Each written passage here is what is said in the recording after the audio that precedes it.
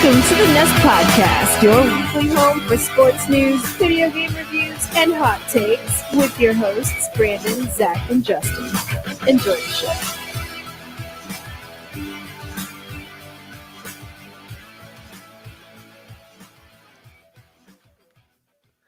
What is up, guys? Welcome back to another episode of the Nest Podcast. This is episode number 93 to be exact. That's the John Randall episode presented by Sportszilla. I'm your host, Brandon, and joining me is my long time co-host, Zach. Zach, what's up, my man? Hey, how's it going? Good, brother. Good. We finished up the Last Dance last night, so I feel like that's the appropriate place to start off this evening is talking about that because, wow. I'm glad there's not going to be an episode 11 and 12 because I don't want to see Jordan with the Wizards. But what did you think of the conclusion? Obviously everyone knows the end result, but to see it all come through was just amazing. Every sports fan has heard of the flu game, and that's all I chalked it up to be was, oh yeah, Jordan caught the flu, he played through it, great. But to hear the details in the story and how they ordered pizza and 5 guys show up to deliver one pizza, he happens to be the only one to eat it, and a couple hours later he starts throwing up. That tells me that somebody fucked with that pizza. And I guess the media or whatever the case may be just picked up on the fact that it was the flu and just kind of spread. But food poisoning, man, that is very serious stuff. It'll put you in bed. And the fact that he was able to play basketball was insane. The only other thing that I've heard that even is similar to that is it's rumored that David Wells had a massive hangover whenever he threw his perfect game. Wow. Which, I mean, if you've ever had one of those head pounding, you can't even open your eyes hangovers, that's what it is. And this thing with Jordan, like food poisoning is no joke. It's sent me home early from vacation before because I was so sick that I was just like, I need to get home where I can just be in bed and not be here spending money in a hotel. So for Jordan to get out there is insane. All my life, I thought it was the flu game. Yeah. And then come to find out Pizzagate. Yep. Absolutely. I wonder where it was from. Because if it were a local place, that would kind of make sense for local, people that didn't want the Bulls to win to say, you know what, let's get one over on them. Let's commit a felony and assault a bunch of professional basketball players by poisoning their food. Yeah. You think they were watching last night? Probably. They're probably like, oh shit. Is it going to reveal who we are? Yeah. Is something going to come of this? Is my Twitter going to blow up because they're going to reveal my identity and then all of a sudden I'm public enemy number 1? Yeah. I mean, and just further on from that, first of all, it was insane for him to play. And then in the fourth quarter, he starts going off and it was just wild to see. And continuing on from that, when Scottie Pippen injured his back and could kind of play, but kind of not, Jordan just put the team on his back. And at, what was he, 35 for that last year? Yeah, I believe so. Yeah. For a 35-year-old to do that is something else. And that whole season obviously is a tough grind. They had a tough series against Indiana and he stepped up like he does. And it's crazy to see someone just, they light a fire in themselves and just take off. And he was unstoppable. And it's stuff like that puts him way above everyone else. That's why he is the GOAT. That's why he is that next level. And I'm so glad that like all the polls and all that stuff that's coming out now definitively list Jordan number 1, because now more people have been exposed to the idea that that Michael Jordan was greatness. Michael Jordan was the best to ever do it.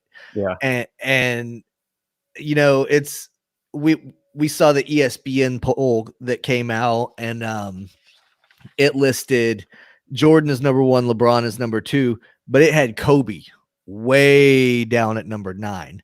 Yeah, I'd love to hear the reasoning for that. Yeah, I don't get it either. I mean, I get Kareem being up rated really high. He had a shot that nobody could block. His hook was phenomenal. I get some of these guys being up there, Larry Bird being up there or whatever, but Kobe at 9, like it doesn't factor. So we put out a poll this week in Sportszilla, and we wanted to see what the rankings were for that, and I asked everybody to rank their top 10. Just throw out your top 10. We'll put them in order, blah, blah, blah. And here is the list. Number 10, a guy that didn't even come in on the ESPN list, Oscar Robertson. I don't know the name. He was the Michael Westbrook of his day.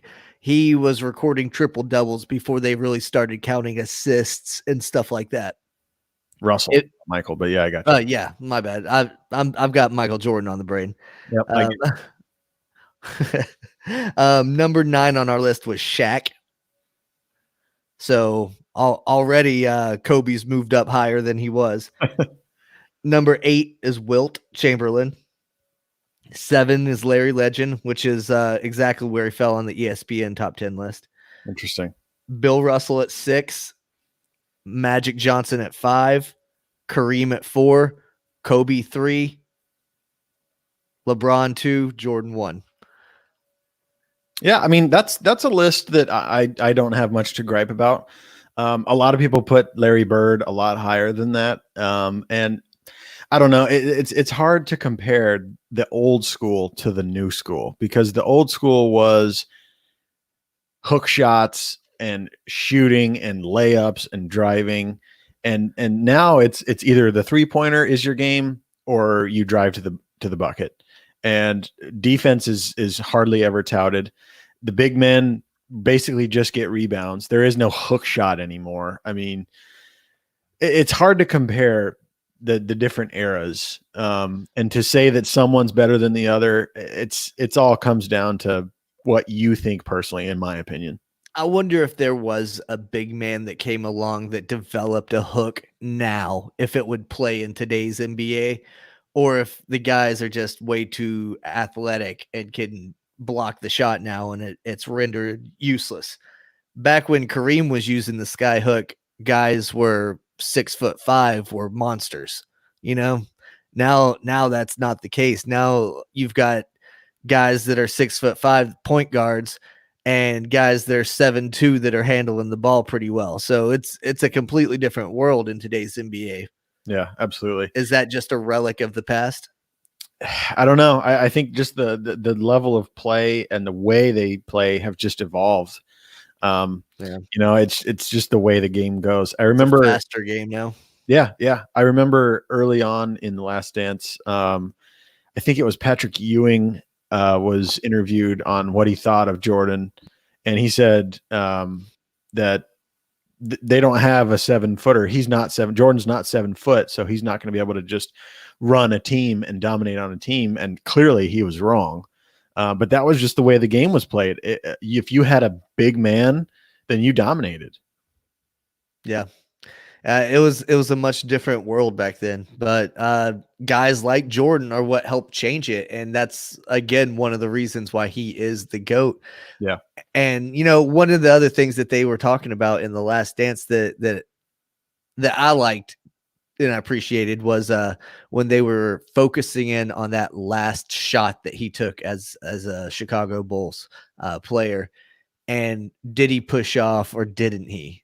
What were your thoughts on that? Do you think he pushed off, or was Russell already going that way and it just kind of was a sidestep? Yeah, I think Russell was going that way, but I think Jordan kind of, I don't know how to explain it. He kind of forced his will into the situation. He didn't necessarily push him, but Jordan made sure you're going that way so I can make this shot. And Right. whether he was going that way or not, Jordan was going to make sure that that was the case. He wasn't going to let him get his footing and come back. You know what I mean? I think Bob Costas said it the best when he said that it was basically like a maitre d' at a restaurant showing you to your seat. It's kind of like a gentle nudge in that direction. Right. Just keep going. You're Yep. fine. Yep. We're going this way. Yeah. I completely agree with that. And as I've said before in previous episodes, when we're covering this, I knew of Jordan. Everyone knows that he was amazing, but this put everything in perspective. I really got to find out exactly what made him so special. And I can now definitively say that he is number one, way beyond LeBron. And he has something that LeBron and the rest of the other great players didn't have. And he has that extra gear. He had the ability to, no matter what the situation was, to win. He could turn himself into overdrive and start making plays and making shots. And he could put the team on his back no matter what the case was and win. LeBron cannot do that. LeBron has to have another superstar on his team to be good. And Jordan, yes, he needed people, but he never needed another superstar. He needed playmakers, people that could make an open shot, defensive guys, Scottie Pippen, the guy that would feed him the rock. LeBron has to have another superstar, and that's apparent. The Miami Heat team had several. Obviously, Kyrie helped him in Cleveland, and we'll see what he can do with Anthony Davis. But on his own, LeBron cannot carry a team like Jordan can. I mean, it's hard to argue with that because Jordan clearly did it for 6 consecutive years that he played professional basketball. Obviously 2 years he took off to play baseball in between, and he didn't win an NBA title. Those went to the Houston Rockets. Yep. And then immediately following the 6th championship there in Chicago, the San Antonio Spurs won the first of theirs. Yep. Do you think if Jordan and the Bulls had that opportunity to stick around and go for number 7 in 1999, would they have won against Tim Duncan and David Robinson? Oh, man, it's easy to just immediately say yes. It's very easy to do that because not much had changed by that time. And it's I don't know. I mean, I want to say yes, but man, that is something that I don't know is even possible for LeBron or Jordan and his Bulls, because let's just face it, 2 3-peats is an anomaly in and of itself, but to go 4 in a row, a part of me wants to say yes, but a part of me wants to say, man, I mean, they would have been another year older. Jordan would have been just as tired as he was. Who knows what Scottie Pippen might have been like. It's an iffy one. I mean, of course, Jordan thinks he'd be able to, and that's how winners think, but I don't know. I really don't. Yeah, I mean, I would like to see it, but like you, I doubt it. I think the Twin Towers, once they finally got going there in San Antonio, they were a dominant force, and it was their time. Tim Duncan was young and hungry. Robinson was the aging vet that kind of took him under his wing and showed him the ropes and how to be, great. And they were phenomenal whenever they were unleashed on the NBA together. Yep. I don't know. They also had Steve Kerr helping them on those teams, so it's hard to say. Yeah, and that's another thing. I can't remember his name. The owner of the Bulls, he said that those players, as soon as they won 3, wouldn't have been worth what the market would have paid them. And for the Bulls to have to pay them to stick around for another go at it, that would have been impossible because you had to pay Jordan as well. So they would have had to get rid of Steve Kerr. They would have had to probably get rid of Scottie Pippen because he was unhappy anyway. So for them to go for that 4th, I don't know if they could have done it. Yeah. And it's like that in any sport. That's why you see so many people moving around these days is, these guys want these massive contracts and you can only afford so many Yep. or for so long until eventually the bubble busts and you've got to start a rebuild. I guess that was the kind of first time that we saw it with a dominant team like that. Now look at the Warriors. Exactly. They won 3-4 championships in a short amount of time, whatever it was, and now they've crumbled into obscurity. Exactly. If the NBA were to start a playoffs right now, they wouldn't be invited. Yep. It's wild to think. And of course injuries have something to do with that as well. But that plays into that whole thing. If you have only a few players that you rely on and they take up most of your cap space and they get hurt, you're fucked because you can't just clear up that cap space because the Warriors aren't going to get rid of Steph Curry. So he just has to sit there and be paid while he's hurt and your team has to suffer. Yep. I mean, it's the same thing that we talk about week in and week out when we talk about football. You start paying these quarterbacks $35 million.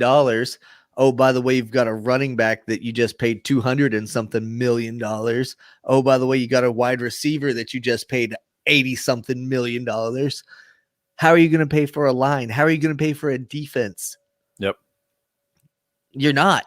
How are you going to even pay for a coach? You can't even afford a good fucking coach at that point. So exactly, it is what it is. I don't know.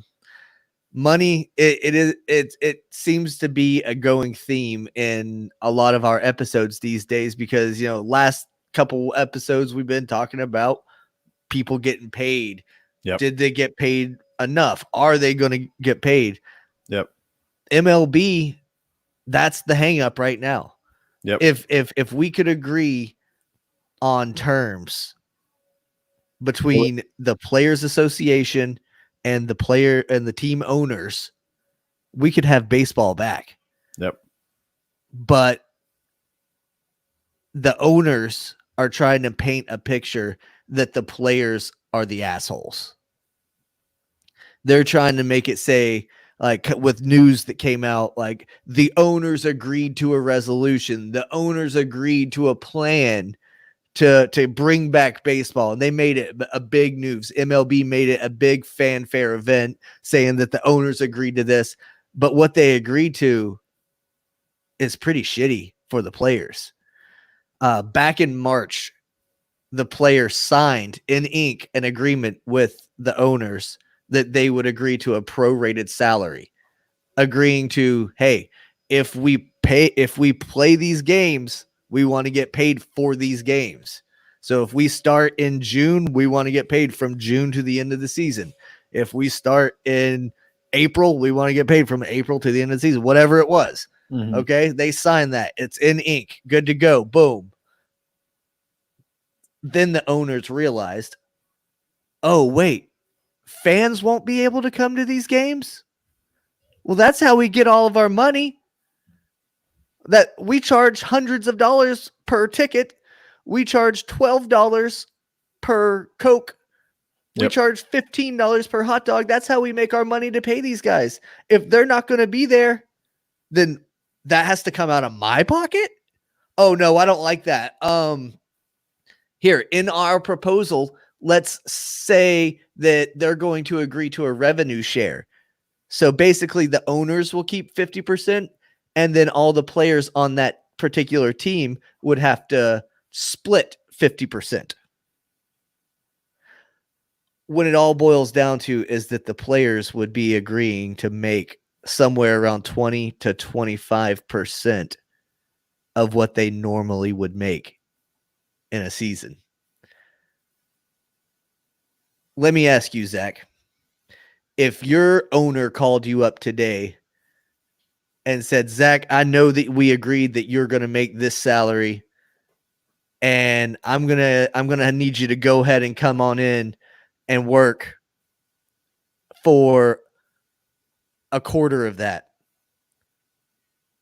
By the way, you're going to be exposed to something pretty dangerous while you're doing it. I need you to go ahead and sign here that you're going to be okay with that. How happy are you going to be? Yeah, it's not going to fly. It won't bode well. Um, uh, it's it's a shitty situation because obviously all of the fans want baseball, but from So there, do the players. The players want to play baseball. They understand that if they don't play, they're not getting paid. They want to play, but they want to play for what they've agreed to. They've agreed to a prorated salary. yeah, That's what they want. yeah, and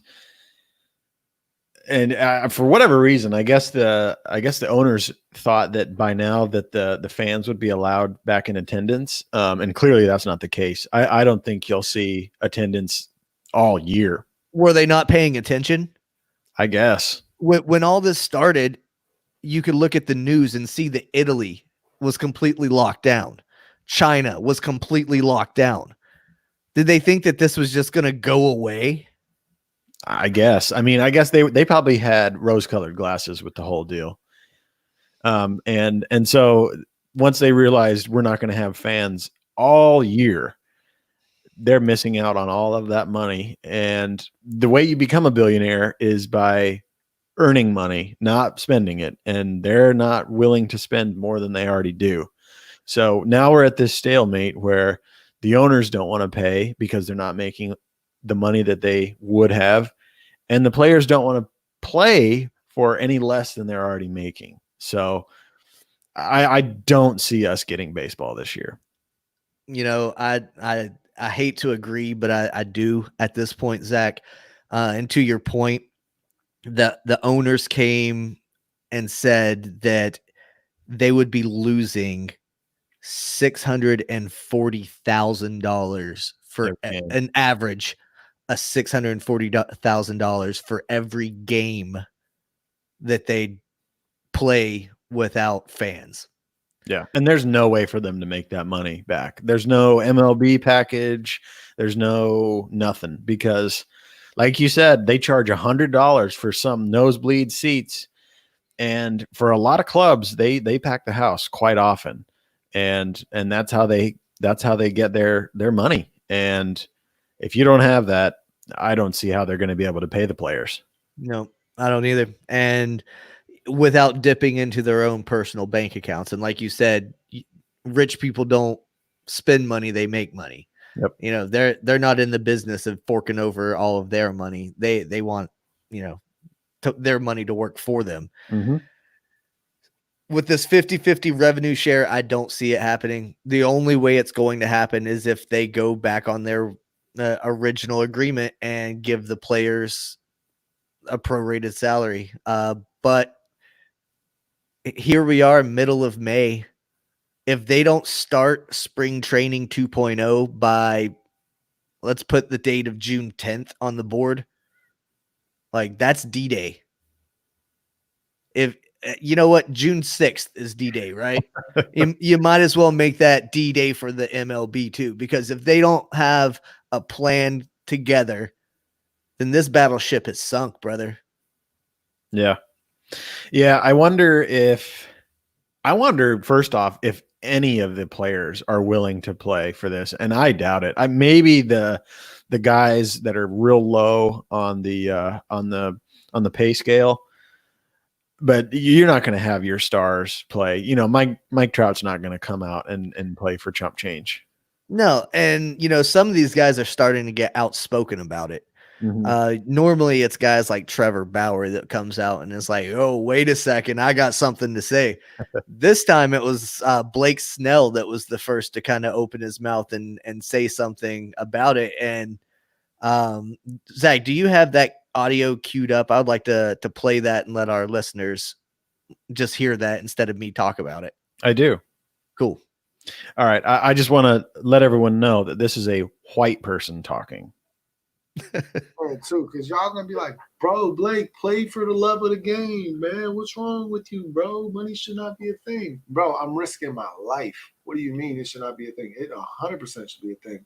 If I'm gonna play, I should be getting the money I signed to be getting paid.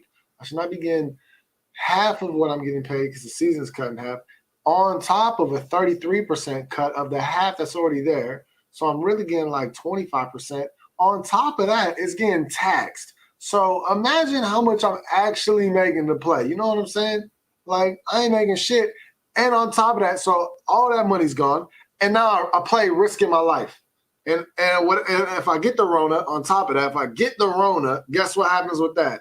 Oh yeah, that's in my body forever. That damage is not going to be like the damage that was done to my body. That's going to be there forever.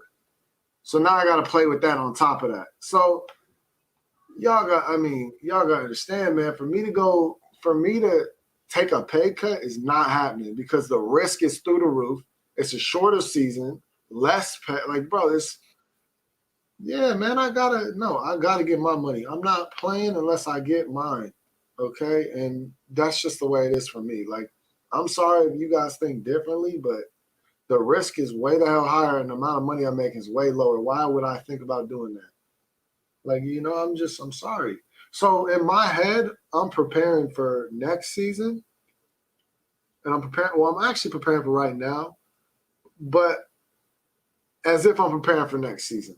Like, it's super weird, man. More Twitch streams for us, that's fact. That's pretty much it. Yeah, and then he goes on to just promote his Twitch streams, which they do have some pretty cool stuff that all the players have independently been doing on Twitch. That's another way that they're getting paid right now whenever they're not getting paid by these owners. And because they have a little bit of a celebrity status, a lot of people are following their Twitches. So I know they are doing the MLB players that are doing a 16-man Call of Duty tournament. Oh, nice. That's been pretty interesting to see their Twitter exchanges back and forth. And they've been doing like home run derbies in the show and playing in the show. Blake Snell's actually a monster. Yeah, in that game too. He actually won the show tournament against how many ever players. So yeah, he's legit. He is legit. And like, I'm normally an adversary of the Tampa Bay Rays, but tonight I had to tip a cap to Blake Snell because I agree with what he's saying. A lot of people might not like it, but they agreed to get paid to play baseball. They need to get paid to play baseball. Yeah. I mean, just if you're one of those people that thinks that they should play because they're millionaires and this and that and the other or whatever, just think of it from your perspective.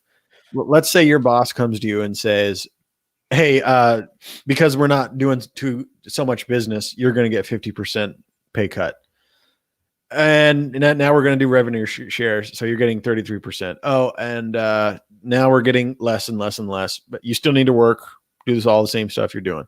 You not only would you not be happy, but you would probably start looking for another job. There's no way I could keep this lifestyle with 25% of my current pay. I don't do my job to make less than what I'm making right now. And they don't either. It might be millions compared to what we get paid, but nonetheless, that's the contract that they signed. That's the sport they're in. That's the career they've chosen. So that's how they get paid. And it's interesting that you mentioned the millions, because what this is it's the way that it's framed is it's pitting millionaires versus billionaires. Mm-hmm. And the big difference there is that in the MLB's case, the millionaires have the leverage. Yep. Because they have you dead to rights in black and white saying that you agree to pay them X amount. Yep. So I think the owners are just going to have to eat this year. They're going to have to do some sort of buyout to where they give all the players a percentage of their salary or whatever, plus revenue share or something.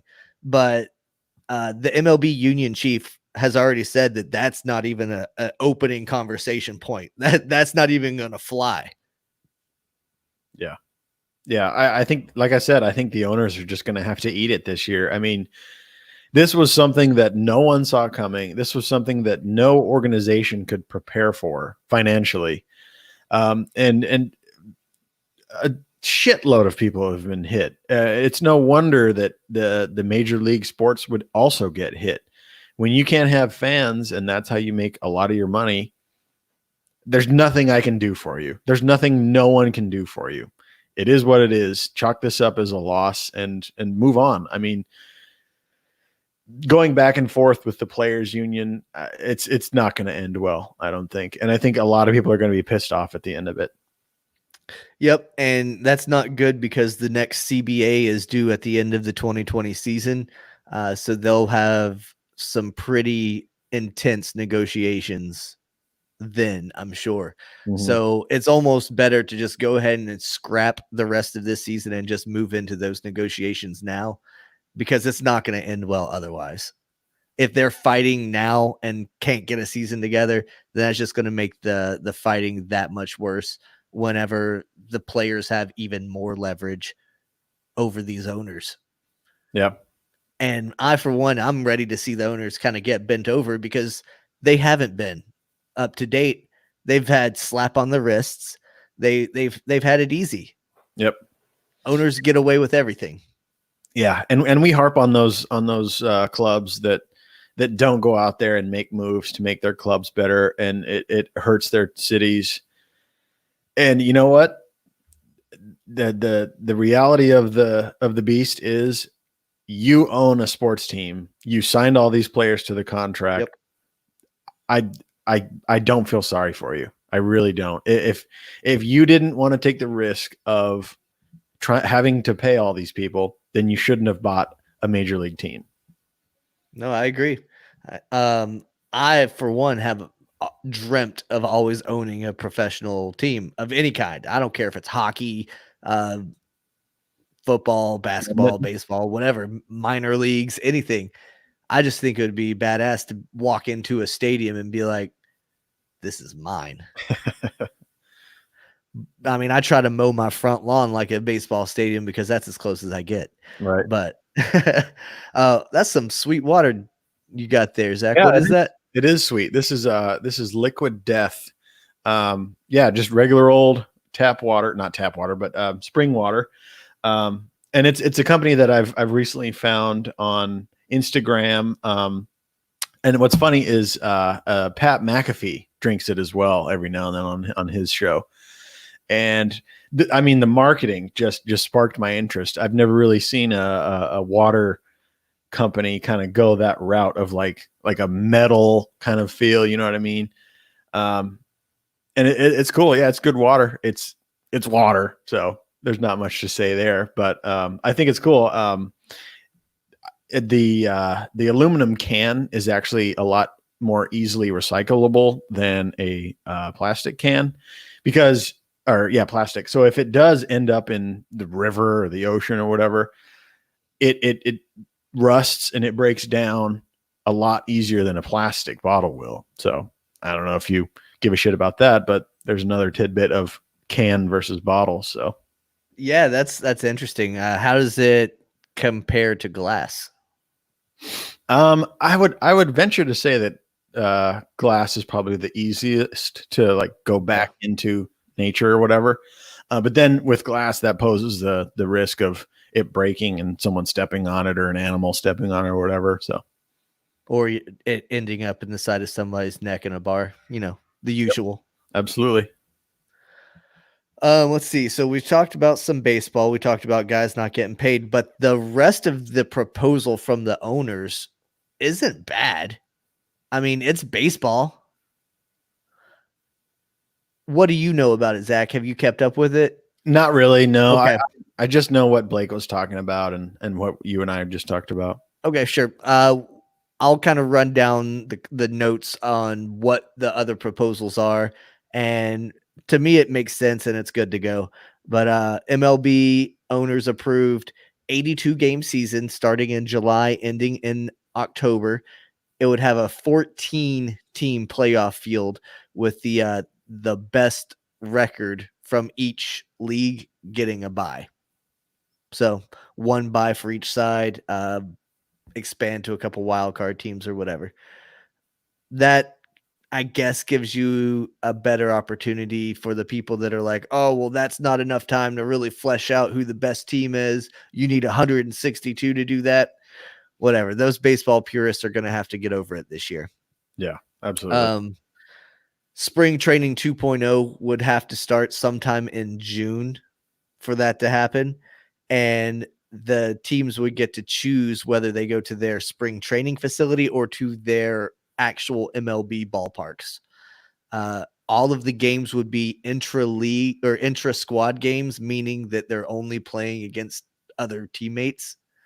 So you would see Cardinals players versus Cardinals minor league players, and then mixed teams where there were some guys from the majors and some from the minors, and all different guys all in your organization. That's all they would play to limit the exposure and the unnecessary travel risks and stuff like that. And then once the season starts, they would basically travel to their stadiums, and they would play in their home stadiums, but they would basically be like quarantined to their hotels and to the field. There would be no like going out to the bar, going out and getting a steak after the game or whatever. It would be, hey, go and order room service, bro. Damn. Yeah. Oh, damn.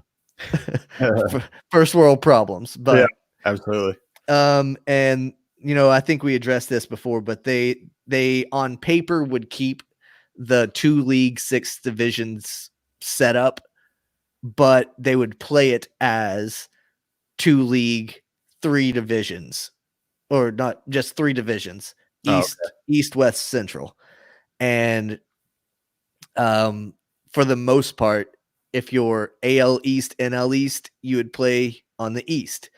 NL Central, AL Central, you're in the Central. NL West, AL West, you're in the West. The only exception, the Braves and the Pirates are flip-flopped for whatever. I don't know why those 2 were chosen, but those 2 got flip-flopped. And that's about it from what I've seen. So other than the players getting paid as the sticking point, that's all that's separating us from baseball. Yeah. I mean, if it could work, I would love it, but I'm not holding my breath. No. And, going back to what Blake said, I approve of it. I think what he said is needed. I think the player's voice needs to be out there. And I'm glad that he said it. And then, other guys are starting to chime in favor of Snell. Most notably, Bryce Harper spoke up. And this guy just got paid, $300 million. So I'm sure he wants to get paid. Mm-hmm. He wants that paycheck coming in. I'm sure he's got some bills that are due that he probably would have issues paying otherwise. Because I'm sure he's lived outside of his means quite a bit. Yep. But Stephen A. Smith argued that it was dumb of Snell and for Harper to make these statements and make the assertions that while 30 million people are unemployed, and he played up to that, like he basically was playing up to the whole I got to get mine kind of mentality that Snell has. Yeah. And I get his point. For once, I actually somewhat see Stephen A's point, because it is kind of like, okay, you make $7 million and you're being kind of stringent about it, while there are so many people that are unemployed that would love to go to work. Well, the rebuttal to that, Stephen A, is that he makes $7 million because he's got a gift. He has the ability to throw at a major league level.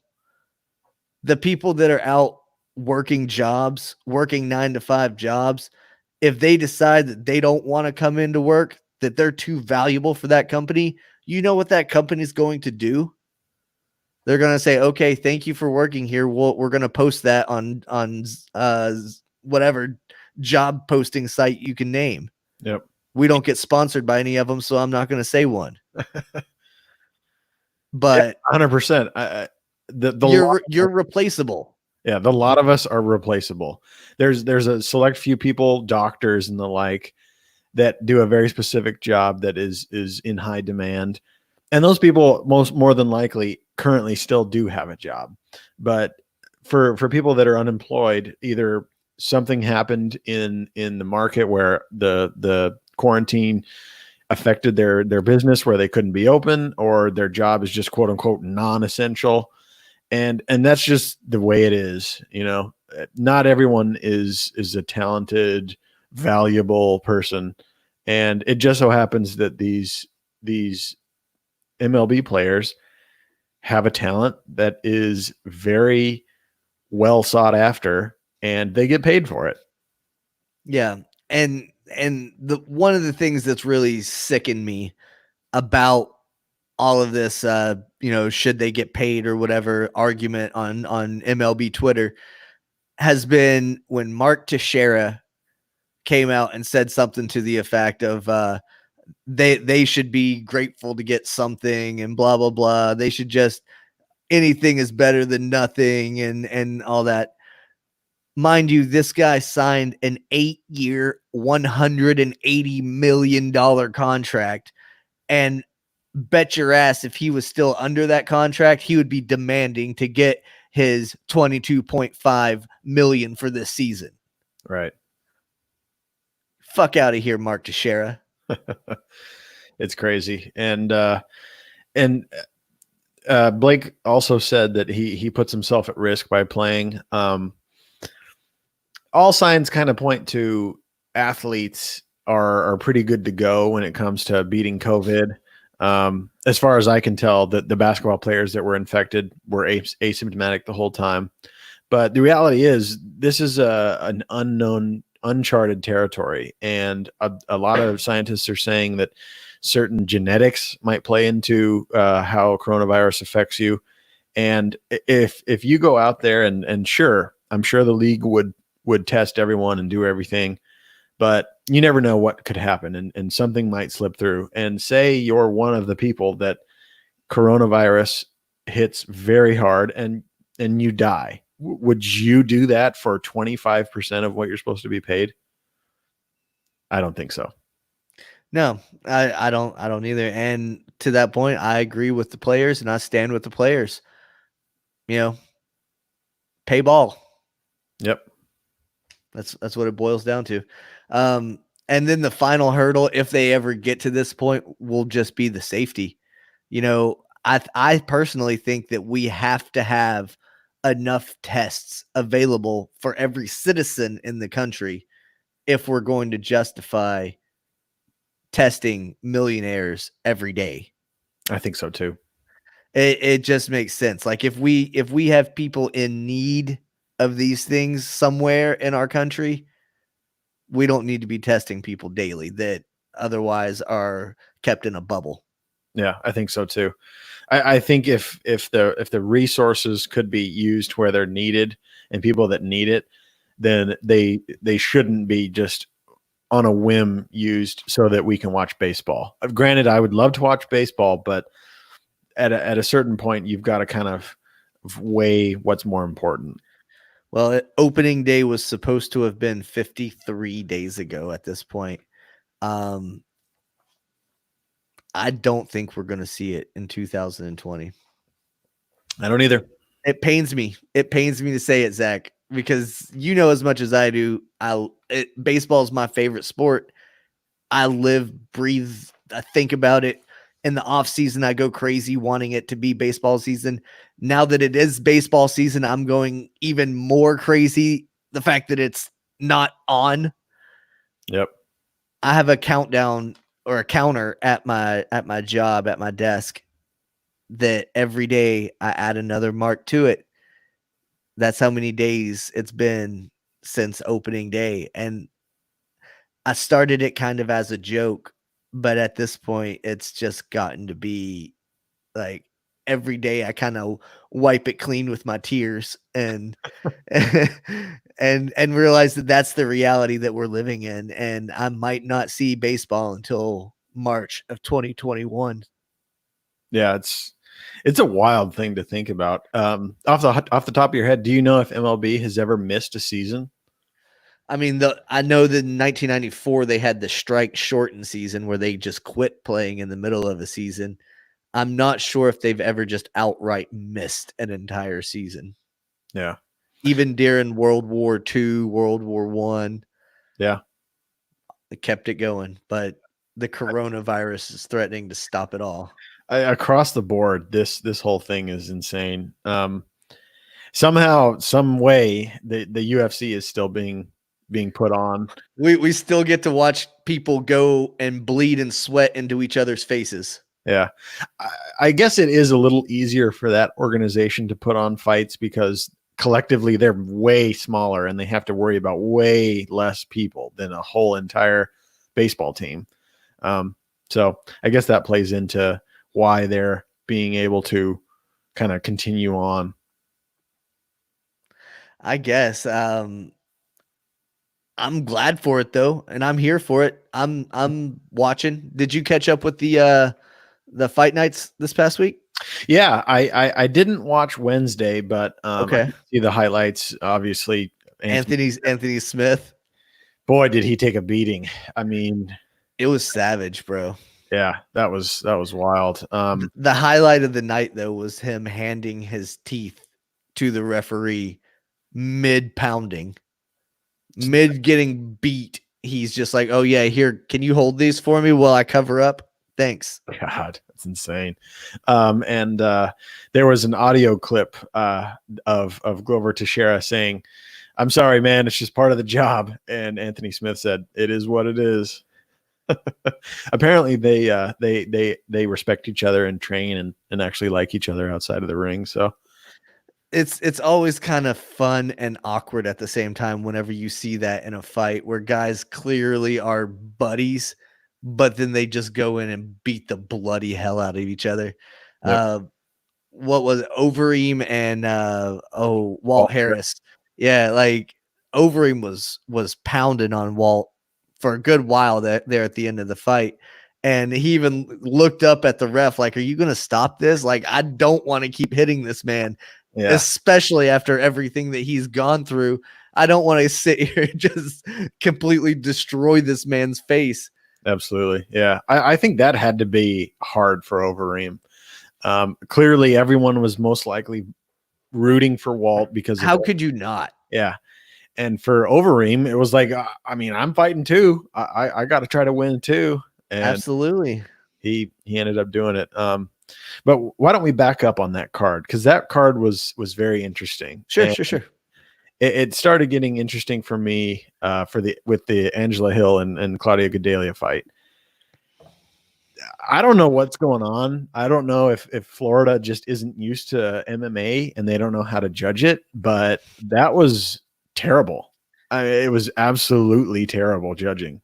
Yeah, and especially like watching the fight, I was cheering for Angela Hill. I wanted her to win, and I thought, well, maybe I just had a little bit of a bias. Seeing the stats come out after the fight of the significant strikes landed and the just the strikes in general that were thrown and landed, it was one-sided. And it wasn't like Claudia was taking her down every 5 minutes or every 5 seconds or anything like that. Yep. She wasn't controlling her up against the cage. Angela was stalking her the entire fight. If you look at the before and after of their faces, to me, it's clear who won that fight. Yeah, I mean, 100%. I wasn't paying a whole lot of attention. I was kind of watching it and watching Fight Companion, but I never saw Claudia do anything significant.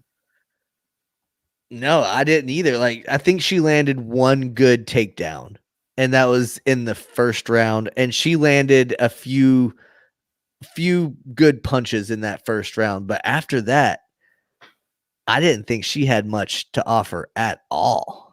Yeah, it's almost like the fight was in Brazil, and we watched a Brazilian get the love that they always get in their own country, but it wasn't. It's in fucking Florida. Right. I don't get it either, man. And I'm pulling up the image right now so you can see. Like, look at Claudia's face versus Angela's face. Angela's face looks like they're about to start fighting. Angela's face looks like she's about to say fuck. Yeah. I mean, when they raised Claudia's hand, I was just literally like, what? Yeah, you and me both, dude. Like I complete and utter shock and disbelief that Angela didn't get her hand raised. And I would be further shocked if she still somehow doesn't end up with a number beside her name, because she proved definitively that she can hang well within the top 10. And Claudia is a killer in her own right. Sure. So I would put Angela being able to hang with some of these top 5 girls. She's tough.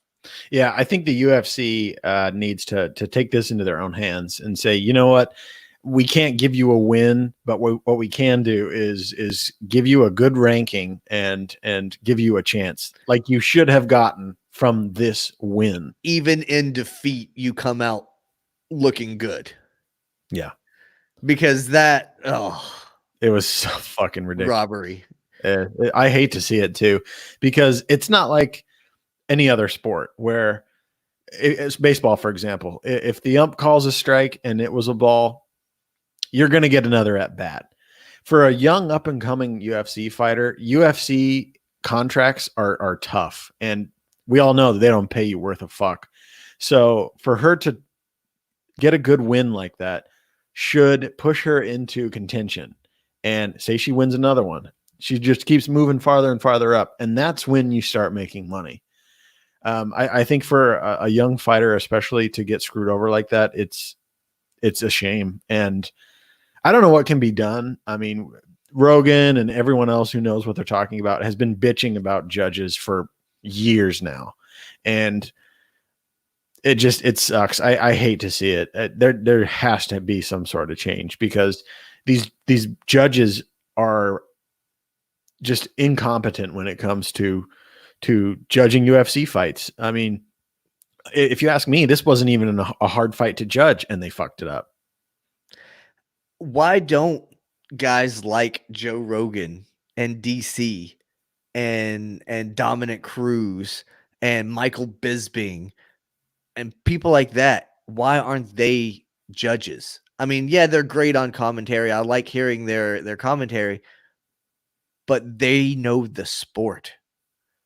They know what they're looking for. And there are countless other guys. I'm not just saying those guys. Sure. There are countless other guys that might not be good on microphones, but they know the sport inside and out. Why can't we get them to come and be judges? I get it. They use the athletic associations that go through, and normally they just sanction boxing matches, and boxing is what they know, blah, blah, blah. Well, if that's what they know, then they would have known that Angela Hill beat her ass. Yeah, I mean, it wasn't even a ground fight. There was no jujitsu. It was Angela Hill beating her ass, and they still couldn't figure it out. But to answer your question, I would assume that judging isn't very lucrative, and those guys make a lot more money talking about UFC than judging it. But we could fix that too, you know. I don't know. It's shitty, because I don't know what the rules are for UFC. Like, do they have to use the athletic commissions, or can they start their own where the UFC hires their own judges and they decide whoever they want to pick? I don't know the ins and outs of that. If they can get a fight sanctioned in a state without using that state's athletic commission. No, I don't know. That would be a question for our friends over at McDojo Show. I'm sure Wallow was going to listen back and be like, no, you idiots. They can't do that. And I'm sure they can't, because, you know, the state has to get their chunk of it. Yeah, absolutely. Everybody wants to get their beak wet whenever a prize cow comes to town. Yep. So, and that's what the UFC is. It's a prize cow.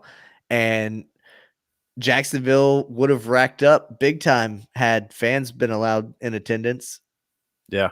And, you know, it's a shame, because we talked about it with Wallow last episode, and I really don't think they're going to come back. They might come back for a fight night, but I think Dana has his select venues that he likes to do his pay-per-views, and it's Vegas, it's New York, it's LA sometimes, And that's about it. I mean, he doesn't travel very often. He'll go to places for a fight night. Yeah, they've had like when Connor was coming up, I know they did a few fight nights where he headlined it, and they threw one in Boston. Mm-hmm. I remember. But you're right. The primary pay-per-view venues are those few spots. Barclays in New York. Yep. Some of the various hotels there in Vegas have hosted and whatnot. But if they do come back with a fight night in Jacksonville, I think it would be a good show of face. You know, he said that he was going to honor that casino in California. That's right. Yeah. Because they were ride or die with him. So let's see if he holds his word to that. Yeah. I mean, he kind of said it publicly. So yeah, if he doesn't, he's on record of being an asshole once again. So yeah, and something that ever since I moved to St. Louis has boggled my mind. When Tyron Woodley was the champion, never had a UFC here. They had one fight night, and he wasn't on it. And they haven't been back since that fight night. And I don't get it. I mean, these champions have hometowns, and they can obviously easily strike up a good fan base from where they're from. Everyone loves their hometown team or whatever, and that just automatically flows into UFC in my mind. I mean, as a person from Cleveland, how can you not root for Stipe? He's a fucking fireman. Right. He's out saving the people of your city every day. When's the last time the UFC was in Cleveland? I think they might have done one for him soon after he got the belt the first time. And I don't think they've been back since. I don't understand it. Dana is, I think he has blinders on for what he can and can't do with UFCs, because for so long it's been, we got to go to Vegas because Vegas is the place where people just, oh yeah, fuck it, we're going to go to a fight, or New York because there's so many people in New York that they'll go to anything. But I think he can really expand and go to big cities. Big cities have professional teams, so they have venues. And I think you said it last week when Wallow was on that, you know, maybe 10 years ago, you understand that logic that, okay, UFC is not that big of an attraction, and it's not a good idea to just put one in, you know, Montgomery, Alabama. But nowadays, UFC is huge. Huge. You know, back when I first started watching UFC, like it would be a stretch to find 10 people that you knew that even watched or knew what was going on. Yep. And now you can throw a rock outside and hit a guy wearing an Affliction t-shirt. So it's just come to a completely different level. And I think you're right. I think Dana just doesn't fully see it, or maybe he just can't. Maybe his hands are tied and the powers behind the scenes are the ones that aren't letting that happen. Yeah, it's definitely possible. The UFC is under new ownership. So I would have to imagine that once that happens, once someone buys something for $4 billion, all they give a shit about is making that money. When the Fertittas were the owners, it was a passion project for them. I mean, they bled money into the UFC to make it work. And someone just came along and bought their product, and they don't have that kind of passion for it. So maybe they're just saying, you know what, make us as much money as you possibly can. And I get that from a standpoint of we gotta pay this paycheck. I mean, we owe $4 billion to the owner of this organization, but there's no way to grow if the only place you can see a UFC fight, a big UFC fight, is in Vegas or New York or wherever. If you make it more local, if you go to Atlanta, if you go to Miami, if you go to wherever, people are going to come out for it because, like you said, people know what UFC is now, and people know Conor, people know Ronda, people know the stars. If casuals know the sport now. Absolutely. If they can come out and see it for themselves, I think it'll spark their interest. And that goes for any sport, in my opinion. If you're a fan of sports, go to whatever random sporting event, and I guarantee you'll enjoy it. Oh, absolutely. Live sports, hands down, better than TV sports or whatever. If you truly love a sport, that's the only time you can watch it on TV. Right. Like, that's how I am with baseball. That's why I can sit and watch all 9 innings of a baseball game, because I enjoy watching baseball. I enjoy the game. Yep. I don't have to be there drinking beer and eating pretzels. Yep. I can sit on the couch and watch it. But anyway, that's another thing. Before the fight nights and all that stuff of this week, immediately after UFC 249, McGregor couldn't wait to start chirping his opinion and try to interject himself into a title scene. He's already saying, like, hey, look, Khabib's not going to be able to travel for a while. He's not going to be able to do anything. You might as well go ahead and fight me, Justin Gaethje. That's the real money fight. Make some money. Defend that interim title. Connor's trying to worm his way into this. Yeah. You know, if I were the UFC, I'd say, hold up there, buddy. You've lost to Khabib, so I think you need to prove yourself a little bit. I don't think a fight with Cowboy is enough to just throw you into the championship fight. For me, the fight to make now is Tony and Connor. And Justin Gaethje has earned the right to wait for Khabib for that official title. And Tony and Connor can have one hell of a fucking fight and one hell of a build-up. And that's how I see it. I 100% think that would be the move to make right now. I'm down for it. Book it now. I know Tony's probably got a few months of healing that he needs to do, but I'm sure he would sign on the dotted line today if you put it in front of him. Eddie Bravo said he trained 3 days after they released him from the hospital. What a wild man. Yeah. I mean, that might be him, pushing his luck, if you will, and kind of not doing things as he's supposed to, but that's for him to decide. Yeah. Yeah. And I guess everybody truly knows themselves better than anybody. And maybe that's why Mike Tyson has been strapping the gloves back on. Man, that is it's almost scary to see him hit mitts. At his age, he hasn't lost a fucking step. At his age, he could still destroy like half of the roster and name the boxing association. Yeah, absolutely. He would destroy people. He would eat up people. He recently reached out to Francis Ngannou and told him he needs to step up his trash talk. I guess he doesn't like that Ngannou is such a gentle giant. Yeah. So humble and grateful. He was like, nah, you need to tell them that you're going to eat their families and stuff. Yeah. I saw that clip. And what's funny about that is during that Francis fight, after he won, I texted either it was you or you and Justin. I was like, what a nice guy. He's just the nicest guy ever. He was like, I think Rosenstrike is talented and this and that and the other. Meanwhile, he just knocked him out in 20 seconds. That dude was undefeated going into that fight. Yeah. But the thing is Ngannou had like the line of the night leading up to it when he was like, I Googled him. I wasn't impressed. Yep, absolutely.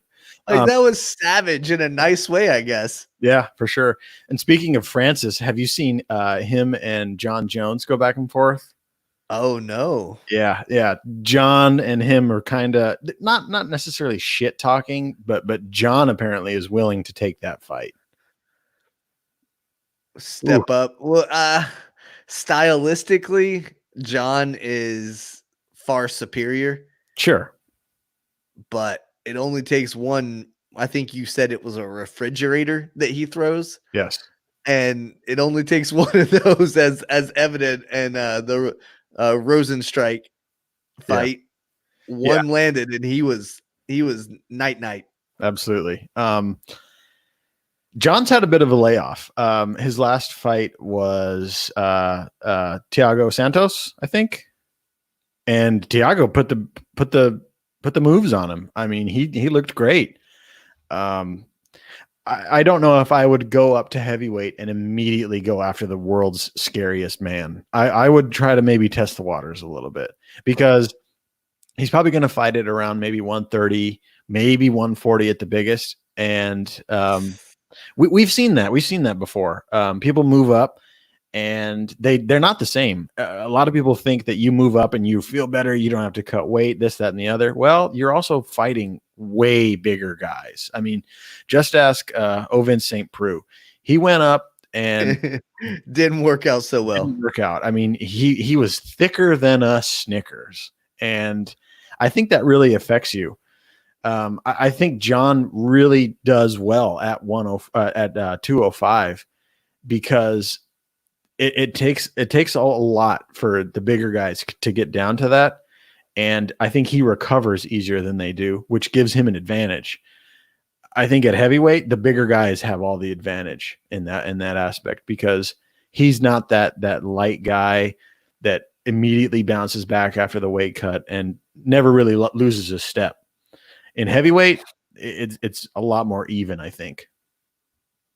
Yeah, I think you're right. And I think that's spot on analysis there, partner. See, you could move to the commentating desk at the UFC, let Joe Rogan move over to be a judge, and boom, perfect. I like it. You can even pronounce the hard names. Yeah, exactly. I'll say the names for everybody. I think we found you a job, Zach. I appreciate it. I'll be submitting my resume here soon. Okay. Yeah. Look out for that. Next week, we hope that Justin will be able to come back on and join us. He's been absent for a couple weeks. You know, he was jumping in the comments earlier, but he's been absent. He's had stuff to do. He's a very busy person there in East Tennessee. He's busy in the community with the boxing gym. And tonight he had graduation for his son. So he was out. He beats himself up every episode that he misses. But you know what? We'll just continue to dock his pay. Right. Yeah. Yeah. You can't get less than 0, can you? I don't know. We'll figure it out. Maybe we'll call up Blake Snell and have him do the math on it. Right. There you go. One last thing that I wanted to talk about. I know you and I texted a little bit about it, but El Prez, Dave Portnoy, the president of Barstool Sports, won a charity auction. And the prize of that charity donation auction was that he got to watch a game of his choosing with NFL Commissioner Roger Goodell in Goodell's man cave. How do you think that's going to go, Zach? Oh, man. Well, if you know anything about Dave Portnoy, he's not a big fan of Roger Goodell. He, in fact, wears a hat quite often that says "Fire Goodell." And I think more than anything, he would use this as a publicity stunt. But I also think he would really tell Roger what his thoughts are. And I think we would all most likely agree with what he has to say, because we're all kind of thinking the same things. I wonder if the NFL or Roger or whoever's in charge will kind of try to play a sly move and say that we want to kind of give this to someone more deserving than someone such as Dave Portnoy, and try to kind of get out of having to face him, because he's a quick-witted guy. And I think if Roger doesn't play his cards right, he could get lit up by Dave, and that wouldn't do well for him. And it's going to be cameras everywhere. Absolutely. Because Dave doesn't go anywhere without cameras. And I'm sure Roger Goodell is going to have his cameras crews there as well. Right. If Roger decides to order some pizza for that fight, it better be some damn good pizza, because the pizza review, the one bite pizza review is going to come. I hope he spikes it in Goodell's carpet there in his man cave. Yep. Anyway, maybe next week we can talk about some of these proposed NFL schedules when Justin comes on, because the NFL schedule came out recently, and there are quite a few intriguing matchups. But we've already been on here for over an hour now, so we can save that for later. For sure. We've got a while before we see any NFL action anyway. So, yep. All right. You got anything else you want to talk about, Zach? I'm good, man. All right, guys. Well, thank you for listening. Thanks for all of your support. Please make sure you go and like us on Facebook, Instagram, Twitter, and subscribe on iTunes, Podbean, Spotify, wherever it is that you listen to us. And that'll make sure that you get notified and get the latest episodes delivered right to you each and every week. This is 93 weeks in a row that we've done this show, Zach. Oof, 6 more and we'll be at 100, brother. And actually, we're well over 100 episodes. This is just our weekly sports episode. Yep. We do tons of episodes here and there on usually Thursday nights, and we may have another one coming this Thursday for sure. We've reached out and gotten a verbal confirmation from MMA fighter Alex Morgan. He's a Canadian MMA fighter. And I'm just trying to wait to hear back on the date confirmation. So he says he wants to do it, wants to come on. So hopefully we can get him on for Thursday night. All right. We'll see you then. Peace. Thanks